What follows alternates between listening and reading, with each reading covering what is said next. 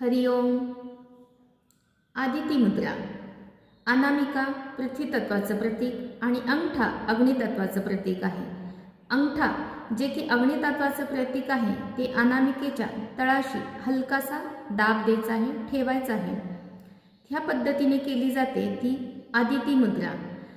जेव्हा आपल्या पृथ्वी तत्वामध्ये घट होते त्यामुळे आपलं वजन कमी होतं. वजन वाढवण्यासाठी म्हणून आपल्याला उपयोग होतो आदिती मुद्रेचा.